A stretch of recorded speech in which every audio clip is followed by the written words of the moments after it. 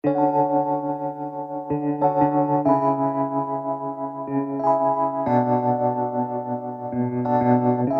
भगवान की कल्याणी वाणी, सब सत्य विद्याओं के खजाने वेदों में हर प्रश्न का उत्तर है।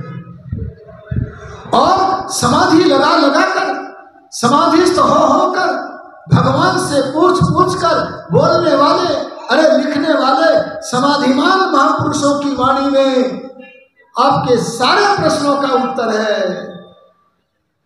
तो इस प्रकार से उत्तर देने वाले वे महापुरुष कहते हैं, आत्मा के पास अपना ज्ञान शून्य है, पर उसे अल्पज्ञ इसलिए कहते हैं। उत्तर आ रहा है, पर इसे अल्पज्ञ इसलिए कहते हैं, आत्मा के पास यद्यपि अपना ज्ञान शून्य है, पर इसके पास एक शक्ति है। अरे बोलो, क्या कहा मैंने? कौन सी शक्ति? बोले, इसके पास ज्ञान को ग्रहण करने की शक्ति है। इस ज्ञान को ग्रहण करने की शक्ति का लाभ उठाकर ये ज्ञानी बन जाता है। अच्छा, मैं जो प्रवचन कर रहा हूं, ये हारमोनियम उस प्रवचन को ग्रहण कर पा रहा है? क्योंकि ये अज्ञ है, इसके पास ज्ञान ग्रहण करने की शक्ति नहीं है, ध्यान देना, शक्ति नहीं है। इसीलिए आत्मा के पास ज्ञान ग्रहण करने की जो शक्ति है, अगर वो छोटे गुरु के पास पढ़ता है तो छोटा विद्वान बनता है। और ब्रह्मर्षि विरजानंद वशिष्ठ जैसे ऋषियों के पास बैठ करके पढ़ता है तो वो राम बनता है, दयानंद बनता है।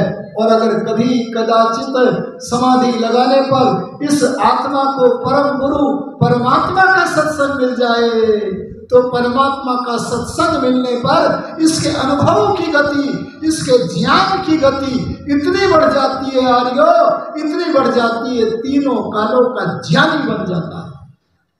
अजी क्या कह दिया मैंने? देखो, वेद में लिखा है, येनेदं भूतं भुवनं भविष्यत् परिगृहीतं अमृतेन सर्वम्।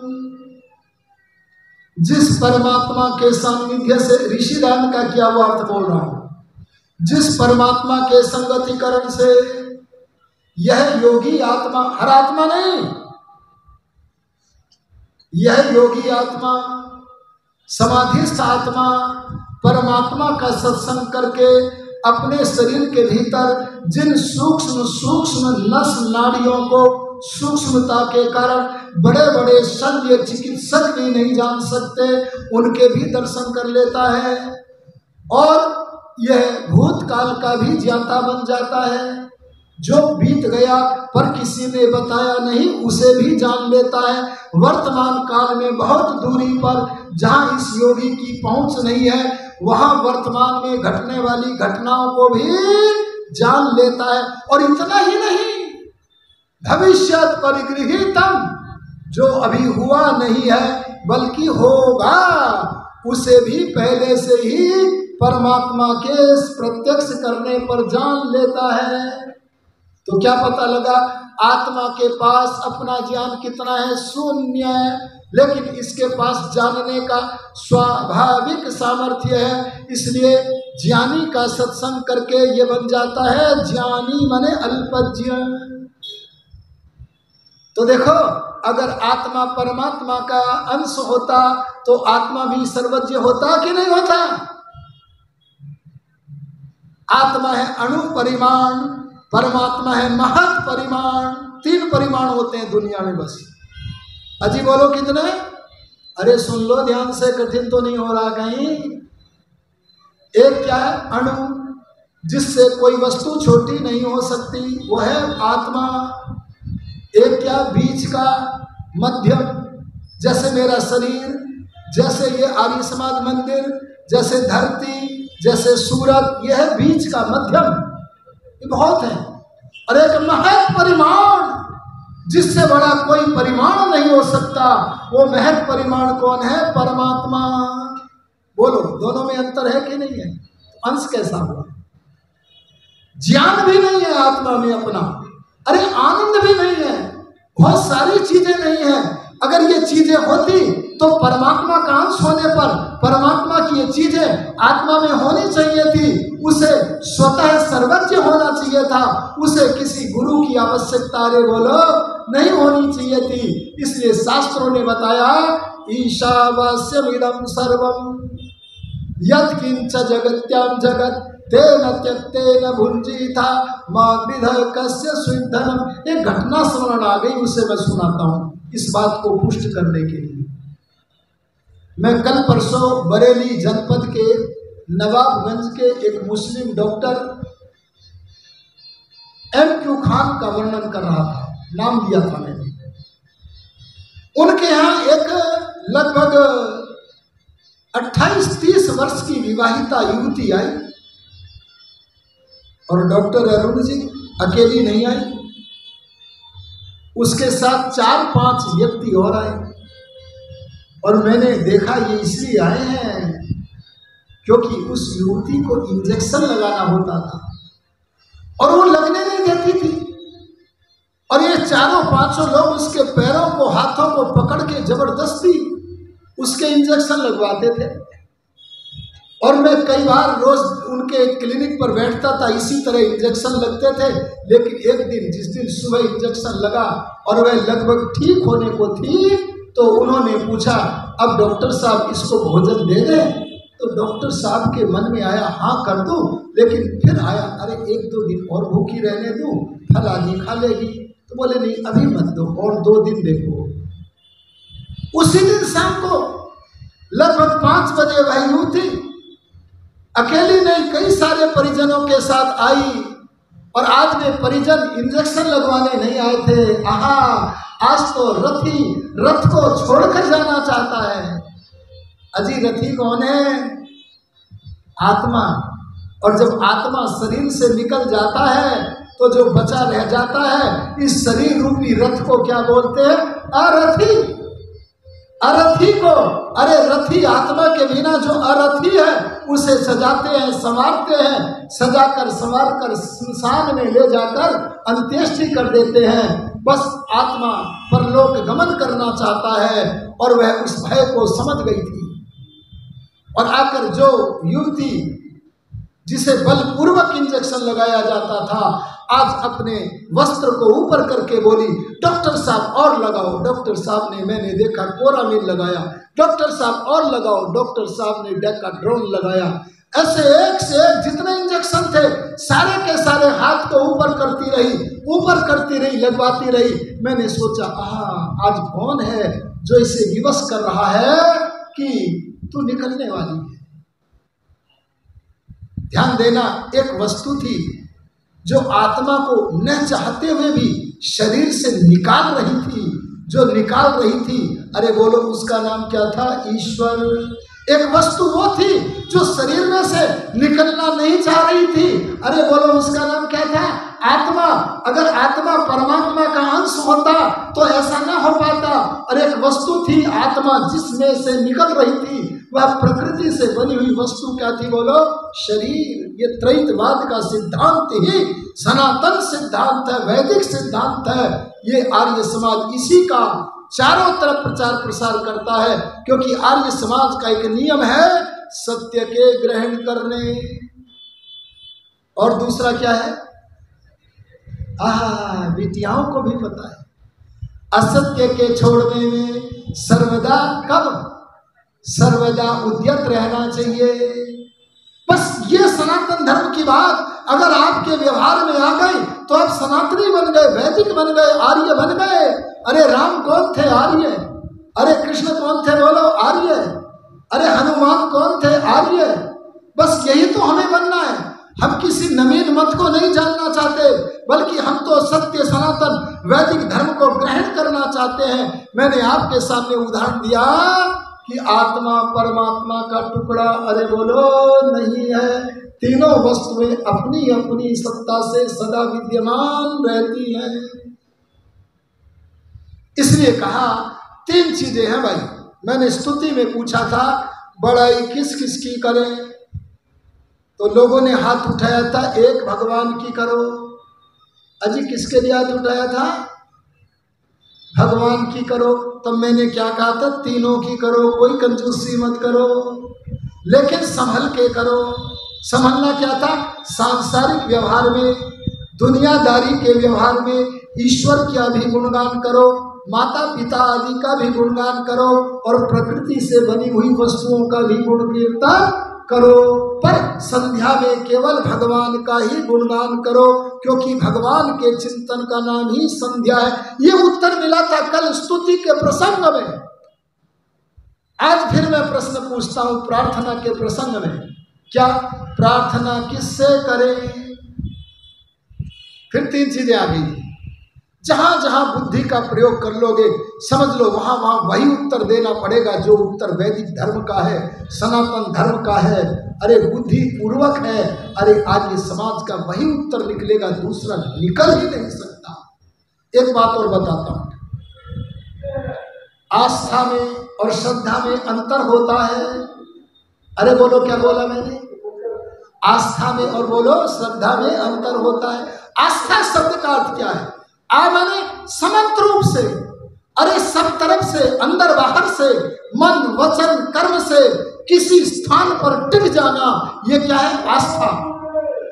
जैसे मेरी आस्था है मैं बकरा ईद पर बकरा काटूंगा, बोलो ये क्या है? हिंसा करना मेरी क्या है? आस्था। ये गंदे मजहब हैं, यही हमें वैर करना सिखाते हैं।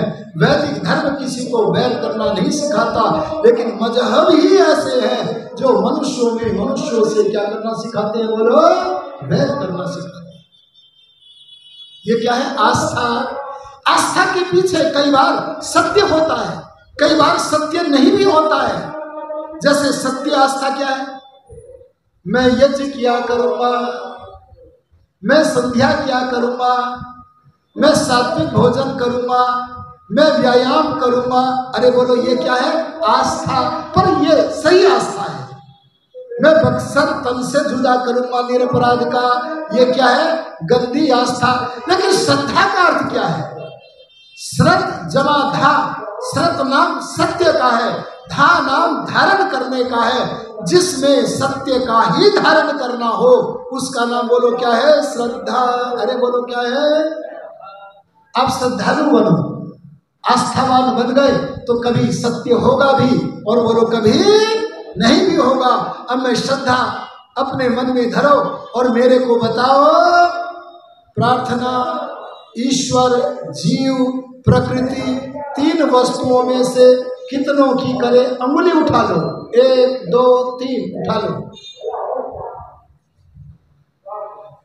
डॉक्टर साहब जरूरी नहीं है कल वाला उत्तर चल जाए, आज चल भी सकता है, क्या पता। अरे उठाओ अंगुली। ईश्वर से प्रार्थना करें तो 1, ईश्वर जीव से दोनों से करें तो 2, ईश्वर जीव और प्रकृति तीनों से करें तो 3। उठाओ उठाओ। बेटी 3 उठा रही है। अरे सही उंगली नजर नहीं आ रही, किसी ने उठाई हो तो ये भी गलत है जी, ये भी गलत है। तो बेटा तो मस्ती में उठा रहा है। ध्यान देना, इसका उत्तर शास्त्र क्या देते हैं? इसका उत्तर शास्त्र देते हैं, प्रार्थना करनी है तो केवल चेतन से करो। अरे बोलो किससे करो? केवल चेतन से करो। चेतन माने जिसमें ज्ञान होता है। अरे बोलो जिसमें गति होती है। देखो गति तो मेरे हाथ में भी है, पर मेरा हाथ जड़ है, चेतन नहीं। इसमें जो गति है ना वो चेतन आत्मा की तरफ से है। अरे गति तो पृथ्वी में भी है, अरे गति तो सूर्य में भी है, अरे गति तो सारे जगत में है। गति होने के कारण ही इस संसार का नाम जगत है। संसार में जहां जहां अप्राणीकृत गति है, जो प्राणियों की गति नहीं, ऐसी गति है वो ईश्वर के द्वारा दी गई गति है। इसलिए ध्यान देना, जिनके पास अपनी गति है, अपना ज्ञान है, जानने की शक्ति है, वो क्या है? चेतन। प्रार्थना कभी जड़ वस्तुओं से मत करना। सही है कह रहा हूं कि नहीं कह रहा हूं? अरे बोलो जड़ से करनी चाहिए।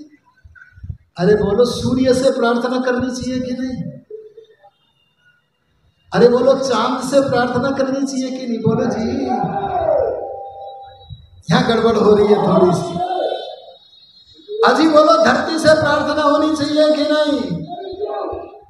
अजी बोलो जी, अरुण जी, धरती से प्रार्थना करें कि न करें?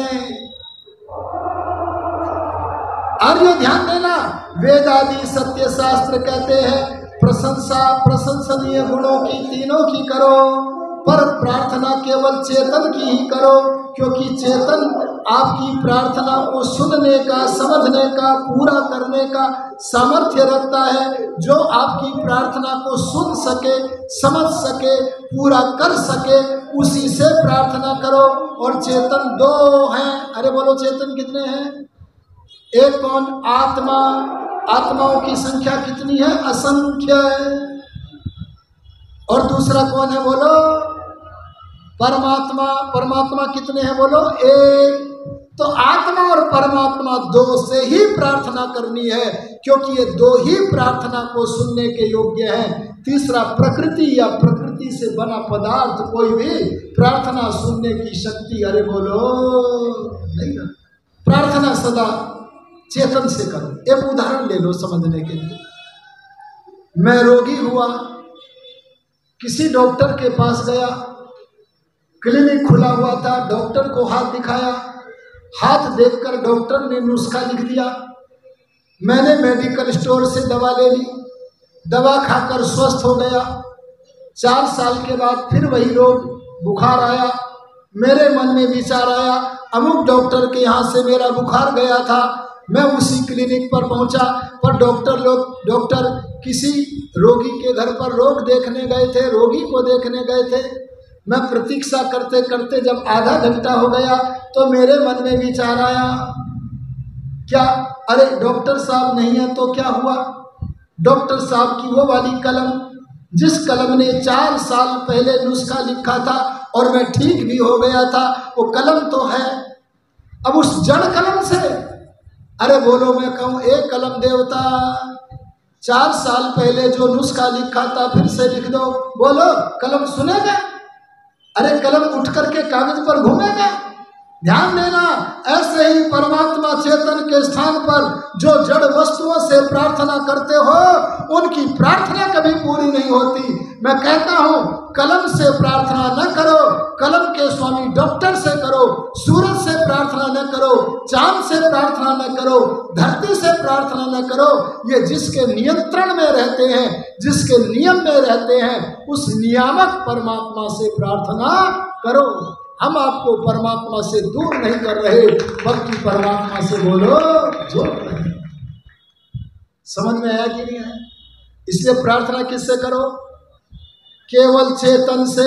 और चेतन कितने हैं? 2। तो उंगली उठाओ, 2, पर संभल के करो। यही तो आर्य समाज है, यही तो सनातन धर्म है। क्या समझना है? सांसारिक व्यवहार में ये अरुण जी जैसे लोगों ने कहा पसीना निकालो, मैंने कहा चलो निकालते हैं, जीना है तो निकालना पड़ेगा। ये भीष्मगिरी गोस्वामी जी की तरह, ये तो मुझे लगता है 140 साल जिएंगे। हाँ, इनका जो ये ना, ये देखना बिल्कुल, ये पता नहीं इन्होंने लगवा रखा है क्या लोहे का, क्योंकि शर्ट उतरवा के चेक करना बड़ा कड़ा है। अरे रे, नहर को 40 बार, कमाल। मंत्री जी क्या बता रहे हैं? तो मैंने इन लोगों की बातों को सुना और सुनकर के मैंने कहा पसीना निकालूंगा। और आर्यों में 3.5 घंटे सुबह, 4.5 घंटे, कभी 3.5, कभी 4 सुबह और 3 शाम लगा रहा, खून के आंसू आ गए। और मैं भगवान से कहता, हे भगवान, कितना कष्ट दोगे, ये डायबिटीज पल्ला ही नहीं छोड़ रही है। आर्यो ध्यान देना, मैं आपसे निवेदन करूंगा, आपसे कहूंगा कि वो परमात्मा प्रार्थना सुनता है, और प्रार्थना हम चेतन मनुष्यों से करें जैसे, ऐसे प्रार्थना हमें संध्या में बैठकर केवल भगवान से ही करनी है। और किन शब्दों में? जैसे कि धियो यो न प्रचोदयात्। अच्छा बोलो, भगवान से दूर कर रहे हैं क्या? सही जगह जोड़ रहे हैं। इसलिए प्रार्थना आप सांसारिक व्यवहार में माता पिता आदि से भी करना। बच्चा गया पाठशाला, ये देखो कितना छोटा सा बैठा है, कलम खत्म हो गई इसकी। माता जी से बोला मम्मी, मम्मी मत बोला करो माता जी। क्या माता जी? कलम चली गई। पाठशाला में जा रहा हूं, कलम दे दो। बोलो प्रार्थना कर रहा है कि नहीं कर रहा है? लेकिन संध्या में हमारी प्रार्थना केवल सबका स्वामी, सबका आराध्य जो परमात्मा है उसी से प्रार्थना करनी चाहिए। अच्छा बताओ, प्रार्थना करने वाले को कभी दुख आता है? अरे बोलो, आता है? नहीं आता है, वे हाथ खड़ा करो। अरे कर दो, अभी तो हाँ कर रहे थे, अब हाथ खड़ा करने में गड़बड़ हो रही है। देखो कुछ हाथ खड़े भी हुए, दूसरों को भी चेक कर ले। जो कहते हैं प्रार्थना कितनी भी कर ले हो, दुख तो आएंगे, जरूर आएंगे, जो ऐसा कहते हैं वे हाथ खड़ा कर दो। अरे मेरी टोन को ही समझ लो। ध्यान देना, ऋषि दानंद भी कहते हैं दुख तो आएंगे, जरूर आएंगे, कर लो प्रार्थना फिर भी आएंगे। बोले क्यों आएंगे? तब बोले जैसा तुमने कर रखा है। अरे बोलो, जैसा तुमने कर रखा है वो तो भोगना ही पड़ेगा। अच्छा बोलो, मैं किसी निरपराध व्यक्ति का सर तन से जुदा कर दूं और बैठ जाऊं संध्या में प्रार्थना करने? तो जिस निरपराध व्यक्ति को मैंने कष्ट दिया है उसका दंड न्यायकारी परमात्मा देगा कि नहीं? इसलिए प्रार्थना का यह फल नहीं है कि आप दुखों से बच जाओगे। अरे किया गया कर्म कभी निष्फल नहीं होता। दुख तो आएंगे, सुख भी आएंगे, जैसे कर्म है वैसे कर्म फल भी आएंगे, लेकिन प्रार्थना करने का एक बड़ा फल तो अवश्य मिलेगा। और वो क्या? अगर पूर्वकृत कर्मों के आधार पर कभी पहाड़ की तरह, अजी बोलो किसकी तरह? पहाड़ की तरह बड़ा भारी दारुण दुख आ गया तो वो तो आएगा, पर उसके आने पर भी उस महान घने दुख को सहन करने की शक्ति मिल जाएगी। बोलो, क्या ये छोटी बात है? अरे बोलो ना, ये ताकत परमात्मा से प्रार्थना करने के लिए हमें क्या करनी चाहिए? प्रार्थना। अच्छा बताओ, भगवान सारे कर्मों के फल देते हैं कि नहीं? अरे बोल दो। एक बोला नहीं देते। मैंने कहा क्यों नहीं देते? बोले 40 साल से मांग रहा हूं संतान दे दो, मिली ही नहीं। एक दूसरा भी खड़ा हो गया, इतने दिनों से मांग रहा हूं स्वास्थ्य मिल जाए, मिलता ही नहीं। तीसरा बोला इतने समय से मांग रहा हूं धनी बन जाऊं, निर्धन का निर्धन। अरे बोलो, इसकी प्रार्थना भगवान सुन रहे हैं कि नहीं सुन रहे? ध्यान देना, परमात्मा जो प्रत्येक कर्म का फल देता है वह परमात्मा प्रार्थना रूपी कर्म का फल भी अवश्य देता है। लेकिन अगर कभी ये लग रहा है कि मेरी प्रार्थना फल नहीं दे रही है तो समझ लेना तुम्हारे और परमात्मा के बीच में एक रुकावट आ गई होगी, और उस रुकावट का नाम क्या है? भाग्य। अरे बोलो क्या है? भाग्य। भाग्य माने कर्म फल। पीछे से जो कर्म हमने किए हैं वो कर्मों का बहुत बड़ा गट्ठर, कितना बड़ा? बहुत बड़ा कर्मों का गट्ठर भगवान के ज्ञान में विद्यमान है। उस गट्ठर में से थोड़ा सा भाग लेकर भगवान जीवात्मा के जन्म के समय जो निश्चित करके दे देते हैं, उस निश्चित किए गए कर्म फल का नाम बोलो क्या है? भाग्य। और भाग्य के होते 3 रूप। अरे बोलो कितने रूप? जाति। जाति जानते हो जी? मनुष्य, गधा, घोड़ा, कुत्ता, बिल्ली, ये कर्म फल है, जाति है। और दूसरा क्या? आयु। आयु माने जीवन काल। कर्म व्यवस्था के प्रसंग में कभी बोल दिया मैंने तो कहोगे जो सुना न था सो सुन गया। आयु जन्म के समय हमारी निश्चित होकर के आई है, लेकिन एक नियम है कर्म व्यवस्था का कि हमारे वर्तमान जीवन के किए गए कर्मों के फल जहां आगे के जीवनों में भी मिलते हैं, वहां कुछ कर्मों के फल इस जीवन में भी मिलते हैं। उस गणित से ऐसे कर्म करो, ऐसे कर्म करो आयु को बढ़ाने के लिए कि भगवान ने जो जन्म के समय आयु को निश्चित करके दिया था उसे भी बढ़ाने के लिए विवश हो जाए। इसलिए प्रार्थना से फल मिलता है। और भोग, भोग माने सुख दुख का परिमाण। तो मैं आपसे निवेदन करता हूं कि ईश्वर से की गई प्रार्थना इस जीवन में न सही, अगले जीवन में न सही तो आगामी किसी न किसी जीवन में जब प्रारब्ध के बादल छटेंगे तब फलीभूत होगी। लेकिन एक फल तो तुरंत मिलेगा। अरे बोलो कब मिलेगा? कौन सा? आत्मा का बल। अजी बोलो किसका? आत्मा का बल इतना बढ़ेगा, इतना बढ़ेगा, इतना बढ़ेगा। मैंने थोड़ी देर पहले बोला था चाहे पहाड़ की तरह कष्ट आ जाए उसे भी सहने की शक्ति मिलेगी। अतः आओ परमात्मा के प्रार्थी बनकर अपने जीवन को सफल करें।